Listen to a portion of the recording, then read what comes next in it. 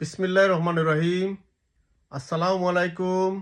সম্মানিত সিলেট ২ বিশ্বনাথ ওসমানীনগরের সর্বস্তরের জনগণ, আমরা ইতিমধ্যেই বিএনপির চূড়ান্ত মনোনয়ন আমরা দেখতে পেয়েছি। সিলেট ২ থেকে ধানের শীষের কাণ্ডারি জনাবা তাহসিনা রশিদী লুনা ম্যাডামকে দলীয় মনোনয়ন ধানের শীষের কাণ্ডারি হিসাবে জনাব তারেক রহমান আস্থা রেখে ওনাকে সিলেট ২-এ মনোনীত করেছেন। সম্মানিত বিশ্বনাথ ওসমানীনগরবাসী, এখন আমাদের উপর কঠিন দায়িত্ব। সেই দায়িত্বটি হলো আমরা সিলেট ২-এ জনাব এম ইলিয়াস ভাইয়ের অসমাপ্ত কাজ যেন সমাপ্ত করতে এবং সেই উন্নয়নের ধারাবাহিকতা বজায় রাখতে জনাবা তাহসিনা রশিদী লুনা ম্যাডামকে যেন বিপুল ভোটে আমরা বিজয়ী করতে পারি, সেই লক্ষ্যে আমাদের সবাইকে কাজ করতে হবে।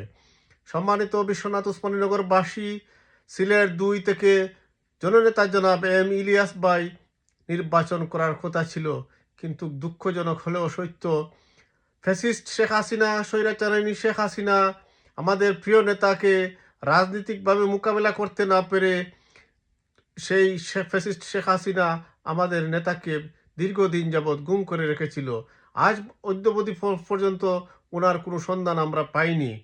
সম্মানিত সিলেট ২-এর সর্বস্তরের জনতা, আমরা সেই ইলিয়াস ভাইয়ের প্রতিচ্ছবি জনাবা তাহসিনা রশিদী লুনা ম্যাডামের মধ্যে আমরা দেখতে পাচ্ছি।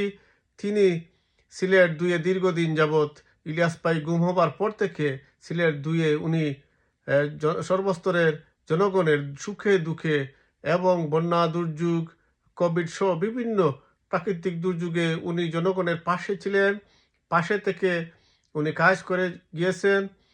আজ আমরা সেই নির্বাচনী আসনে ইলিয়াস ভাইকে না পেয়ে আমরা জনাবা তাহসিনা রশিদী লুনা ম্যাডামকে পেয়ে আমরা ইলিয়াস ভাইয়ের প্রতিচ্ছবি দেখতে পাচ্ছি।